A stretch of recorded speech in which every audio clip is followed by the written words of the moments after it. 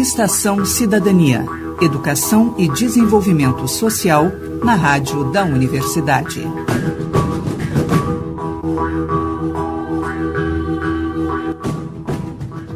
Boa tarde. Começa agora o Estação Cidadania, uma realização do DEDES, Departamento de Educação e Desenvolvimento Social da Pró-Reitoria de Extensão da URGS, que está toda quinta-feira, à 13h, aqui na Rádio da Universidade.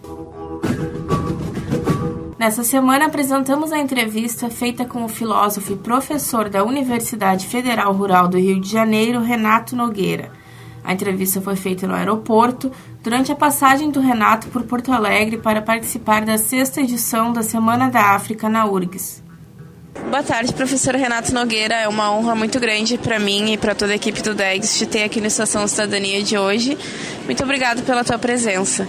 Professor Renato, já vamos começar então falando sobre uma questão que é muito importante e que sempre toca, que é a reivindicação de uma origem africana à filosofia, né? De que a filosofia veio, na verdade, da África e não da Grécia.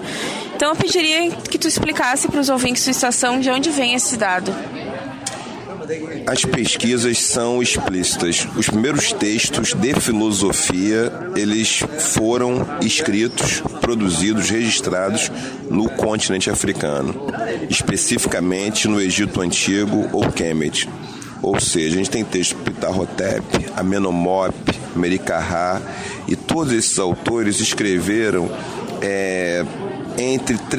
por volta de 3.000, 2.000 anos antes da Era Comum. O que ocorre, muitas vezes, as perguntas, as interrogações e dúvidas, elas têm um caráter, muitas vezes, também de desinformação em relação a esse material. Nós temos egiptólogos africanos como Teófilo Obenga, que vai nos explicar, inclusive, que a palavra Rekhete, R-E-K-H-E-T, ela quer dizer justamente filosofia, que é o termo ao qual esses autores que eu mencionei, por exemplo, eles vão se reportar. Tu vais trabalhar também o conceito de racismo epistêmico ou epistemológico, né? Então, o que é esse conceito e como ele pode ter influenciado nesse silenciamento das origens africanas da filosofia e da própria filosofia africana contemporânea? Tem uma questão importante para elucidar, para enegrecer, né, aumentar nossa compreensão, é que o que eu coloco é que os primeiros textos de filosofia são africanos. Eu, particularmente, não vejo como uma grande questão, uma grande pergunta, problematizar quem inventou a filosofia. Eu trabalho com uma ideia de que filosofia ela foi criada por pessoas em várias épocas distintas, em vários contextos culturais diversos, assim como religiosidade, assim como a política, assim como a arquitetura. O que ocorre é que os textos, eles são precisos. Os primeiros textos, os primeiros escritos são africanos, isso não temos dúvidas. E vários pesquisadores mostram isso. Então basta fazer as leituras, né, para a gente poder encontrar José Nunes Carreira, Teófilo Obenga, Molefe Asante, Marim Bani. Todos esses autores e autoras nos apresentam isso. Em relação ao racismo epistêmico, o que está em jogo é justamente a recusa de reconhecimento da produção intelectual de povos africanos, ou mais ainda, de povos não europeus. Historicamente, por conta do projeto de colonização, isso ficou muito explícito, uma recusa em aceitar, em assumir uma produção intelectual que fosse localizada fora do continente europeu, fora do espectro do norte global. Então, o racismo epistêmico é recusar essa produção ancorado numa ideologia, num sistema de crenças, numa visão de mundo de que a Europa era o centro gravitacional geográfico da humanidade. Tanto que é muito curioso que a Europa seja chamada de velho continente, quando a África é o continente que é reconhecidamente o primeiro a ser habitado por pessoas.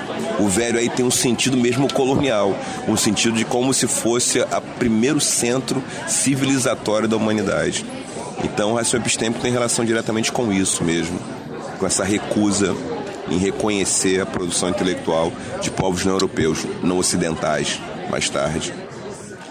qual é a importância da filosofia africana contemporânea e como que ela vai influenciar pesquisadores como tu, por exemplo, que trabalha essas questões mais em uma situação de diáspora?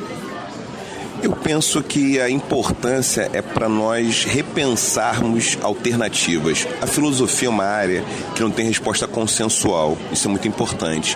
A filosofia é um campo que ela se caracteriza muito mais, isso é bem nítido, pela capacidade de formularmos boas perguntas, né? Fazermos interrogações consistentes e procurarmos, a partir dessas interrogações, sustentar uma alternativa. O que a filosofia africana nos obriga é a fazer novos encaminhamentos epistemológicos, novos encaminhamentos intelectuais. Então, filósofos como Attili Mbembe, como a Sofia Oluwe, que são um filósofo, uma filósofa que nos ajuda a pensar isso, né? O Mbembe é um historiador, ele trabalha no departamento de História e que tem atuado com uma discussão filosófica muito interessante, né? Com a sua crítica da razão negra. Então, a influência, ou outros como Frantz Fanon, um filósofo do século XX, que hoje, sendo mais lido, né? O Frantz Fanon passou a ser lido na primeira metade, basicamente, do século XXI na academia. E hoje ele está sendo mais badalado um pouco, né? Como um precursor da discussão pós-colonial, até da discussão decolonial. Mas o Fanon já tinha sido lido pelo movimento negro brasileiro nos anos 70, final dos anos 70. Isso é muito interessante. Quem leu o Fanon primeiro não foi a academia, foram ativistas antirracistas no movimento negro.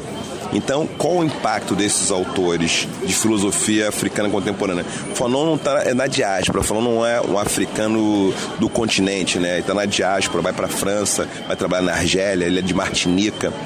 Mas é um autor que está inscrito numa discussão de solo africano, né? No sentido, eu penso na África também para além do continente. A África como um paradigma cultural, não só como continente. Assim como nós pensamos Europa, quando a gente fala de Ocidente, o Ocidente ele ultrapassa as fronteiras europeias. A África, nesse sentido, ela ultrapassa as fronteiras do continente africano, enquanto um modelo, um sistêmico, né, de cultura e produção de conhecimento. Uma cosmovisão, né, ou uma cosmosensação. Tem uma cosmovisão ocidental. Nesse sentido, na tua pergunta, a importância da filosofia africana é nos lançar em novos arranjos que nós possamos repensar com critério, com qualidade e com profundidade desafios contemporâneos. Em que sentido? A filosofia ocidental, tomada como um conjunto de filosofias, né, feitas na Europa, Estados Unidos, ela não, obviamente, vai dar todas as respostas diante de interrogações filosóficas necessárias que nos suscitam, né, vontade de pensar. É fundamental a inclusão da filosofia africana para que nós possamos aumentar o repertório de formulações em busca de enfrentar melhor as questões que nos assolam.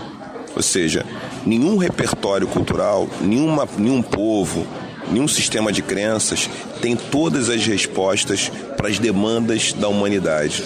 A filosofia africana é fundamental para a gente democratizar e abrir caminho para repertórios que podem ajudar a enfrentar melhor os desafios contemporâneos.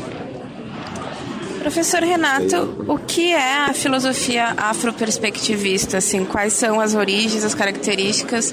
Tu que, na verdade, és um dos primeiros filósofos a te colocar dentro dessa linha, né, da filosofia. A filosofia afroperspectivista, né, ou afroperspectividade, ela tem surgido, ela está em gestação, né? É um projeto de abordagem, né, intelectual que inclui referências variadas, ou seja, a afrocentricidade, o panafricanismo são referências fundamentais. Além delas, o quilombismo de Abdias do Nascimento. Além delas, os trabalhos de intelectuais indígenas de povos diferentes, como Sandra Benites, é uma referência importante, Daniel Munduruku, autores quilombolas tais como Antônio Bispo dos Santos. Essas autoras e autores têm inspirado esse trabalho. a Tânia Stolze Lima, que foi orientada pelo Eduardo Vieira de Castro, que fala em perspectivismo ameríndio. Esse grupo de autores nos trouxe uma necessidade de reflexão, também de inflexão, em pensar o seguinte: a afroperspectividade é uma necessidade de repensar a maneira como nós produzimos conhecimento, reconhecendo a necessidade de colocar um protagonismo de matrizes africanas, matrizes indígenas do território nacional, território brasileiro, né, de povos indígenas que estão pensando aqui o Brasil, pensando nos nossos problemas, dentro do circuito acadêmico. Então, o que está em jogo, né, na afroperspectividade? É um exercício filosófico que tem como principais influências a afrocentricidade, que é uma abordagem teórica que ela procura implementar o projeto panafricanista, ela tem relação direta com isso, que traz como elementos a ideia de localização, a ideia de agência, de onde nós falamos, de onde nós partimos, qual a nossa posição na produção do conhecimento, quem nós somos, a ideia de agência, que é de usar os recursos em favor da liberdade, em favor da construção de caminhos mais interessantes para a vida social, para exercício político. O elemento do quilombismo, que é pensar as práticas políticas fora dos padrões mais correntes, é o que Abdias está propondo. Etapa de Nascimento, ele propõe uma certa ciência política do quilombo, pensando num sistema em que as relações com a terra, a relação com a comunidade não seja uma relação mercantilista, mas isso não significa revisitar o socialismo marxista, marxiano, é uma outra proposição, tá? E também esses estudos do perspectivismo ameríndio, de populações indígenas, a produção intelectual dos povos indígenas, que propõe uma outra cosmologia, uma cosmopolítica em que meio ambiente e natureza não podem ser considerados supermercados ou um ambiente que a gente vai lá para tirar o que precisa. Então esses elementos eles têm nos ajudado a forjar esse caminho afroperspectivista, que tem algumas pessoas que têm se interessado também por entrar nesse encaminhamento, que é propor uma filosofia que faça roda, né? Aos moldes da roda de capoeira, da roda da pagelança, aos moldes da ciranda, aos moldes da roda de samba, aos moldes da roda, né? A roda de candomblé, da roda em si, pensar uma forma de produzir o conhecimento como uma atividade lúdica também. Isso tem muito a ver com a afroperspectividade. A afroperspectividade ela tem se interessado também pelo campo dos estudos da infância. É uma referência que a gente também utiliza. Então, é um mosaico de possibilidades em construção, a afroperspectividade. Inclusive, ela dá o nome para o meu grupo de pesquisa, né? Para o nosso grupo de pesquisa, que inclui várias pessoas interessantes. Não dá para citar todo mundo aqui, que é muita gente interessante no grupo, que se chama Afroperspectivas, Saberes e Infâncias. Bom, professor Renato, para a gente encerrar, tu esteve participando, né, da 6ª secção da Semana da África na URGS como conferencista, trazendo um comparativo das ideias de beleza e vaidade feminina nas cosmovisões iorubá e grega. Então eu pediria que tu pudesse rapidamente falar um pouco sobre esse assunto, que também vai estar no teu livro que tu lançaste esse ano, para os nossos ouvintes de estação que não tiveram a oportunidade de acompanhar a tua exposição durante a semana. A apresentação consistiu em falar de Afrodite, uma deusa grega, falar de Oxum, uma divindade iorubá. Então, falando dessas duas divindades, eu comentei um pouco o espelho, né? Eu nem passei muito pelo espelho, mas a ideia era falar como o espelho funciona em cada uma delas. O que aparece um pouco no livro Mulheres e Deusas, que é um livro que tem panorama de narrativas míticas gregas, judaico-cristãs, né? Lilith Maria, no caso, tem narrativas iorubais como Oxum, Yansan, Obá, várias personagens, divindades iorubais, né? Do continente africano, e também do contexto cultural guarani, que a gente fala da Iara. Então o livro tem esse panorama. Na minha apresentação na URGS, o que eu tratei foi especificamente de Afrodite, falando dos concursos de beleza, como um depoimento antifeminino. Então, quem quiser saber um pouco mais, eu convido para ler o livro, né, para a gente continuar esse diálogo, né? Sempre ler um livro é uma forma de conversar com o autor ou com a autora.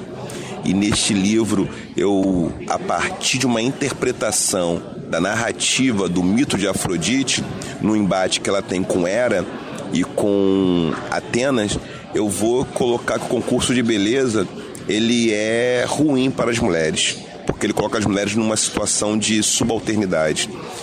E com Oxum, eu discuti a disputa entre os femininos e os masculinos, as divindades femininas e masculinas, a disputa pelo segredo do poder, pelo segredo do conhecimento. Então foi por essa intenção, né? Obviamente que não dá para falar aqui tudo, né? Numa entrevista tão curta. Eu agradeço, já me despedindo, a oportunidade, né, de participar da rádio que vocês têm trabalhado, que circule aí muito, pode circular, que publique aí nas páginas para a gente poder trocar ideia. Eu vou estar disponível, quem precisar falar comigo pode entrar em contato, a gente bate o papo. Tem a Daiane que faz um pouco a minha assessoria, minha agenda também me ajuda. Os contatos podem ficar aí para quem precisar me convidar para alguma coisa que esteja ao meu alcance. E a intenção é justamente essa, foi com o livro e na apresentação que eu fiz na URGS, falar como Oxum e Afrodite tem tanta coisa em comum, mas também tem tanta coisa diferente. Como é que a cosmovisão iorubá de origem africana e a grega de origem ocidental, europeia ocidental, elas destoam no protagonismo feminino. Isso é bem interessante, ou seja, como é que o protagonismo feminino de Oxum, ele acaba sendo mais incisivo, mais voraz do que o de Afrodite, nas relações que se estabelecem com as divindades masculinas e com os mortais também. Então, agradeço aqui mais uma vez e espero que quem tiver oportunidade leia o livro, até para criticar, para poder comentar e, como eu disse, continuar a conversa com o autor, porque ler é uma forma de conversar. Então, professor Renato, muito obrigada pela tua presença na Estação Cidadania de hoje. Estação Cidadania fica por aqui. Este programa é uma realização do DEDES, com a apresentação de Camila Bengo e edição de Luiz Fogassi. Voltamos na próxima quinta-feira, à 13h, aqui na Rádio da Universidade. Até semana que vem.